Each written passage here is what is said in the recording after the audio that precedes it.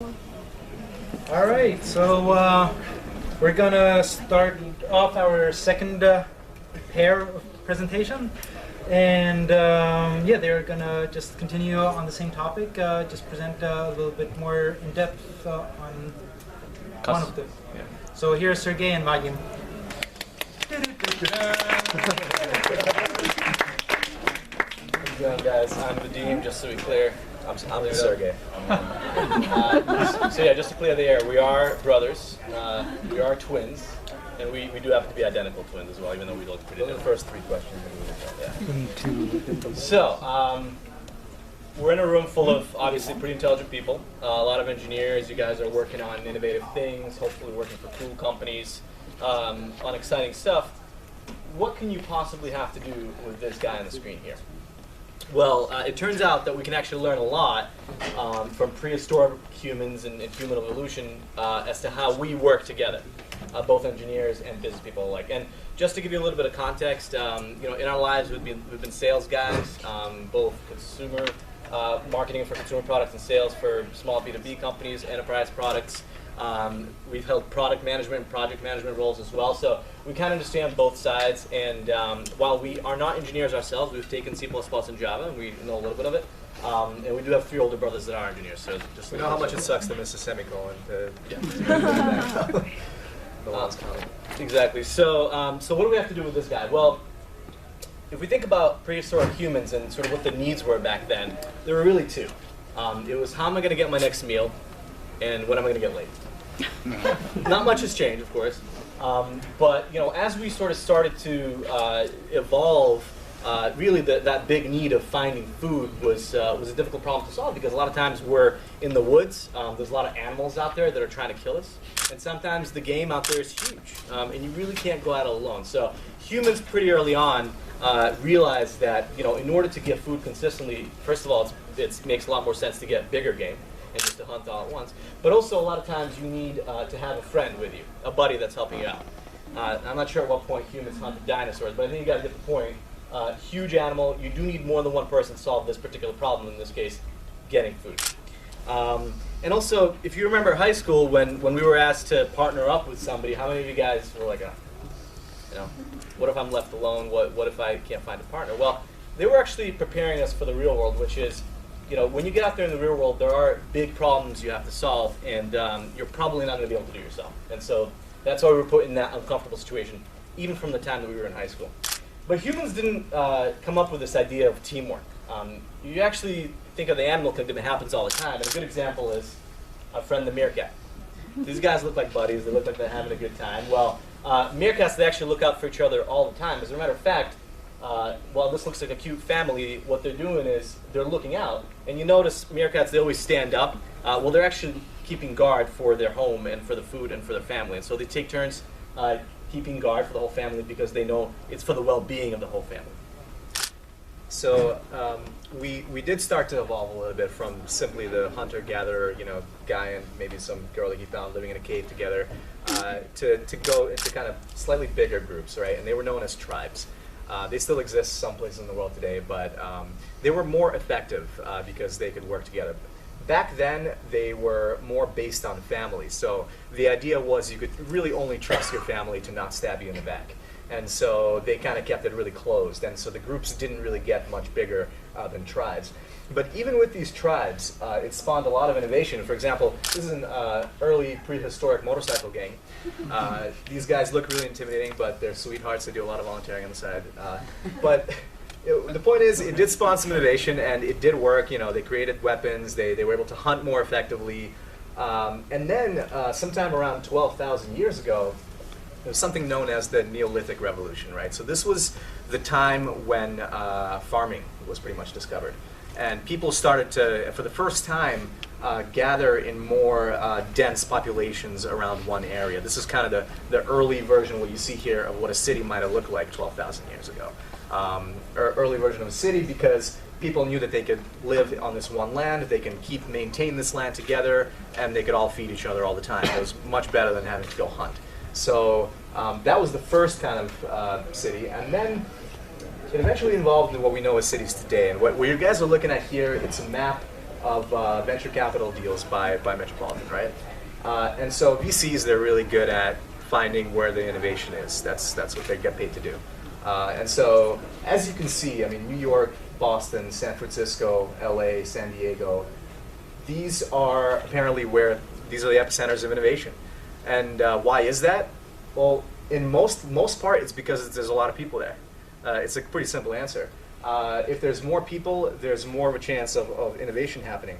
And so there's actually a really interesting book I recommend for everybody to read. It's by Stephen Johnson. It's called Where Good Ideas Come From. And he talks about how ideas are developed, and he actually draws a lot of interesting parallels between ideation and biology and evolution. And he talks about evolution, how, you know, I'm not a biologist, so I'm going to paraphrase really poorly here. Hopefully there's no scientists in the room that can like call me out. But basically you have, you know, protons, neutrons trying to enter cells, and then there's molecules that are bonding together that have never bonded together before. And when you have, it's something called the adjacent possible in biology, and we can apply it to innovation as well. And the adjacent possible is when there were two molecules that have never bonded before, never combined before, now that they have, this reaction can cause something new and open up a possibility of some new organism or something new to be developed, and eventually humans came about. And ideas work in a very similar way, according to Stephen Johnson. He said that when you have a lot of people in the same room or in the same area with a lot of different backgrounds and experiences that are open and communicating and sharing ideas, these ideas kind of tend to take on a life of their own and morph. And then that's really how innovation becomes possible, because a lot of people are giving their input. So when you have people with ideas that weren't able to combine before, it gives rise to some new interesting other ideas. So if you kind of take a look at what we just talked about, right? Human evolution, understanding that it's better to work in teams, and that we can accomplish more as a team, you actually start to see a parallel between how smaller communities evolve into bigger communities, into societies, into metropolises. And you'll start seeing a parallel as to how technology companies in particular, which is probably what most of us work for, how they get built and how they grow. So normally you start with two guys in a garage, Sergei and one of those guys has a great name, by the way. His name is Sergei, so clearly this picture was staged and they must have had millions of funding there, but you do start with two guys in a room working on interesting ideas, trying to find customers where the problem that they're solving is big enough where they're willing to pay for that idea, and eventually get to a point where two guys is enough. And you need to get more smart minds into the office. And there was actually another office mentioned earlier, so we are big office fans. But the idea is you do have to have more of these people in the same room, again, so that ideas collide, so that innovation can actually happen, because everybody has a very different perspective. And when you put different perspectives into a room, a lot of great stuff can happen. And you do need both business people and engineers people to accomplish that. So as companies get bigger, they start to invest money and resources into their talent because they want to retain that talent. Some organizations even go as far as to build campuses, full campuses for their employees to harvest that innovation, to create an environment where they can come to work every day, not worry about anything at all. I mean, there's a bus that takes them to work. They can go play basketball during lunch if they want. The food and drinks is provided. Not worry about anything at all except coming together and solving interesting problems and complicated problems. So go to this one. So there was actually, to go along with what Vadim was saying, there was an interesting study done by Glassdoor.com. You guys probably heard of it. It's a site where you can review any company that you ever worked for.